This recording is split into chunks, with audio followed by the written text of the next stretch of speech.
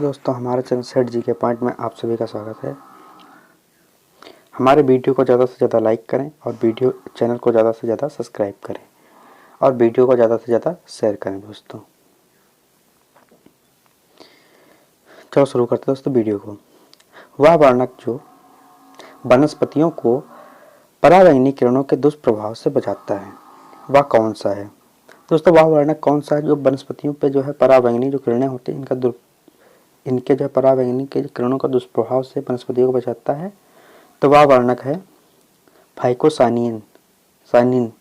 जो फाइकोसाइनिन है दोस्तों, ये जो है वनस्पतियों को जो है पराबैंगनी किरणों से बचाता है, फाइकोसाइनिन। पारिस्थितिकी तंत्र में तत्वों के चक्रण को क्या कहते हैं? दोस्तों पारिस्थितिकी तंत्र में तत्वों के चक्रण को क्या कहते हैं दोस्तों?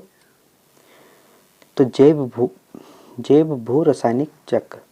क्या कहते हैं दोस्तों? जैव भू रासायनिक चक्र कहते हैं दोस्तों।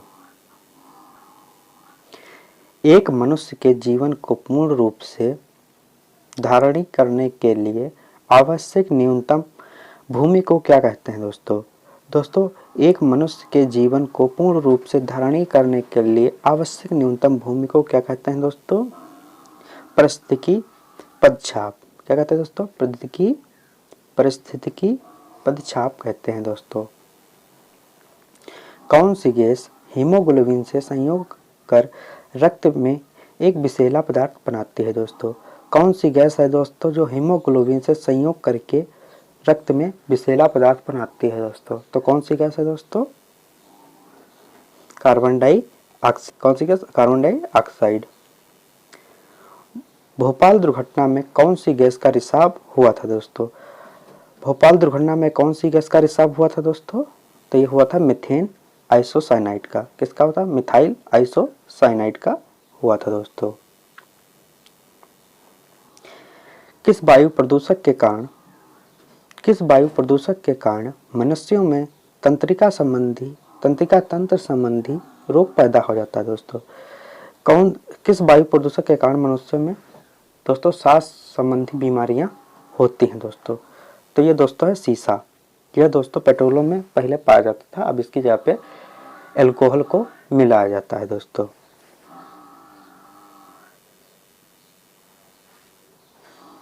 ऊर्जा के किस रूप में प्रदूषण की समस्या नहीं होती दोस्तों? दोस्तों ऊर्जा के किस रूप में प्रदूषण की समस्या नहीं होती है?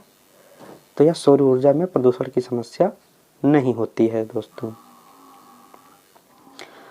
वायुमंडल में जिस ओजोन क्षेत्र का पता लगाया गया है दोस्तों, वायुमंडल में जिस ओजोन क्षेत्र का पता लगाया गया है दोस्तों, वह दोस्तों कहाँ स्थित है? तो दोस्तों वह कहाँ स्थित है?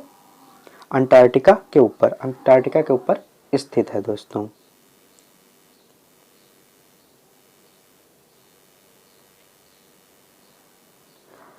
प्रदूषकों के रूप में फेनोलेक्स को गंदे पानी में किसका प्रयोग करके निकाला जा सकता है दोस्तों? फेनोलेक्स को गंदे पानी में किसका प्रयोग करके निकाला जा सकता है दोस्तों? तो फेनोलेक्स को किससे निकाला जा सकता है? बहुलक अधिशोषक का उपयोग करके गंदे पानी से निकाला जा सकता है दोस्तों। सबसे खराब वायु प्रदूषण उत्पन्न करने वाला पदार्थ कौन है दोस्तों? सबसे खराब वायु प्रदूषण उत्पन्न करने वाला कौन सा पदार्थ है दोस्तों? Carbon dioxide. भूमिगत जल के प्रवाह के साथ नीचे की ओर बहने वाली प्रदूषकों को क्या कहते हैं दोस्तों? दोस्तों जो हमारा भूमिगत जल है इसके साथ में नीचे जो है प्रदूषक जो है बहते हैं, उनको क्या कहते हैं दोस्तों? निचलक। उन्हें क्या कहते हैं दोस्तों? निचलक कहते हैं दोस्तों। अस्थियों का अध्ययन किस विज्ञान की शाखा के अंतर्गत किया जाता है दोस्तों? अस्थियों का अध्ययन किस विज्ञान की शाखा के अंतर्गत किया जाता है? तो किसके अंतर्गत किया जाता है दोस्तों? ऑस्टियोलॉजी के अंतर्गत किया जाता है। किसके अंतर्गत दोस्तों किया जाता है? ऑस्टियोलॉजी के अंतर्गत किया जाता है दोस्तों। पेलियोंटोलॉजी किसके अंतर्गत किसका अध्ययन किया जाता है दोस्तों? पेलियोंटोलॉजी के अंतर्गत किसका अध्ययन किया जाता है दोस्तों? तो किसका अध्ययन किया जाता है? जीवाश्म का। किसका अध्ययन किया जाता है? जीवाश्मों का अध्ययन किया जाता है दोस्तों। विज्ञान की शाखा न्यूरोलॉजी से कौन सा अंग का अध्ययन किया जाता है दोस्तों? दोस्तों न्यूरोलॉजी में कौन से अंग का अध्ययन किया जाता है दोस्तों? तो यह दोस्तों स्नायु तंत्र का अध्ययन किया जाता है। कौन सा? स्नायु तंत्र का अध्ययन किया जाता है दोस्तों। टिश्यू कल्चर का अध्ययन किसके लिए उपयोगी है दोस्तों? दोस्तों टिश्यू कल्चर का अध्ययन किसके लिए उपयोगी है दोस्तों? तो यह दोस्तों अनुवांशिकी के लिए उपयोगी है दोस्तों। रक्त में एंटीबॉडी के अध्ययन को क्या कहते हैं? रक्त में एंटीबॉडी और एंटीजन के अध्ययन को क्या कहते हैं दोस्तों? सीरोलॉजी कहते हैं। क्या कहते हैं दोस्तों? सीरोलॉजी दोस्तों कहते हैं दोस्तों। परिस्थितिकी विज्ञान इकोलॉजी का किससे संबंध है दोस्तों? परिस्थितिकी विज्ञान इकोलॉजी का संबंध किससे है दोस्तों?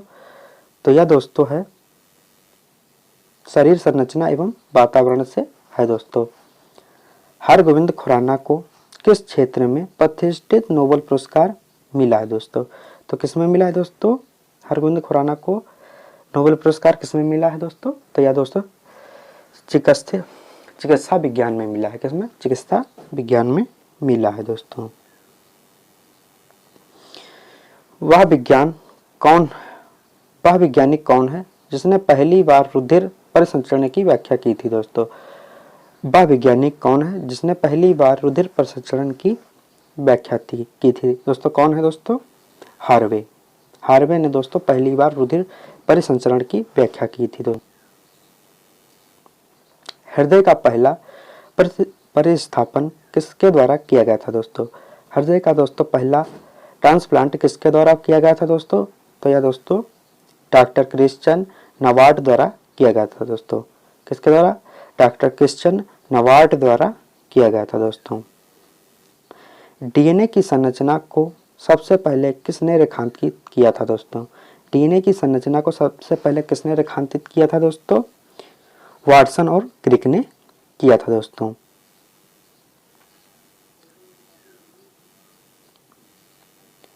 विकास का सिद्धांत किसके द्वारा प्रतिपादित किया गया था दोस्तों? विकास का सिद्धांत किसके द्वारा प्रतिपादित किया गया था दोस्तों? डार्विन के द्वारा किया गया था दोस्तों। किसके द्वारा आनुवंशिकता के विज्ञान को आनुवंशिक कहा गया था दोस्तों? किसके द्वारा आनुवंशिकता के विज्ञान को आनुवंशिक कहा गया था दोस्तों? तो यह दोस्तों वाटसन के द्वारा कहा गया था दोस्तों। किस वैज्ञानिक ने खोज की थी कि मलेरिया मच्छरों द्वारा फैलता है दोस्तों? किस वैज्ञानिक ने खोज की थी मलेरिया मच्छर द्वारा फैलता है दोस्तों? तो यह रोनाल्ड रास द्वारा किया था। किसने? रोनाल्ड रास द्वारा किया गया था दोस्तों। हिस्टोलॉजी शब्द सर्वप्रथम में किसने किया था दोस्तों? हिस्टोलॉजी शब्द सर्वप्रथम किसने प्रयोग किया था दोस्तों? तो किसने प्रयोग किया था दोस्तों? मेयर ने। किस प्रकार के ऊतक हमारे शरीर को सुरक्षा कवच का प्रदान करते हैं दोस्तों? किस प्रकार के ऊतक शरीर की सुरक्षा कवच का कार्य करते हैं दोस्तों?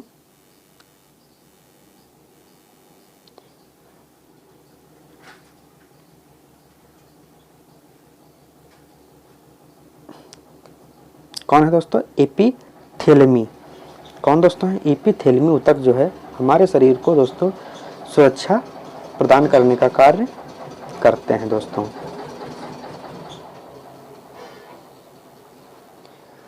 संवेदना का चालन शरीर के एक भाग से दूसरे भाग को किसके द्वारा होता है दोस्तों? तंत्रिका ऊतक द्वारा हमारे शरीर में संवेदना का चालन एक अंग से दूसरे अंग में होता है दोस्तों। जन्म के बाद मानव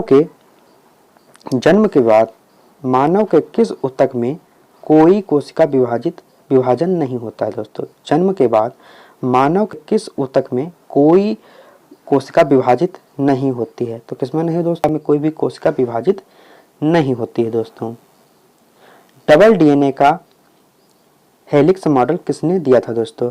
डबल डीएनए मॉडल किसने दिया था? वाटसन और क्रिक ने दिया था दोस्तों।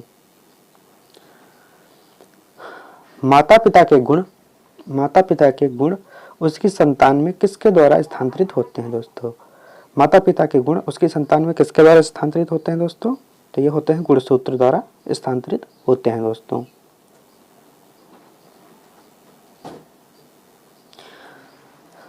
नवजात शिशु के लिंग निर्धारण किसके वंशागत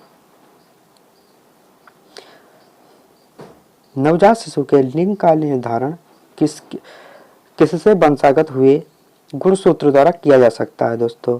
तो किसके द्वारा किया जा सकता है दोस्तों? पिता के दोस्तों वंशागत गुणसूत्र द्वारा निर्धारित किया जा सकता है दोस्तों।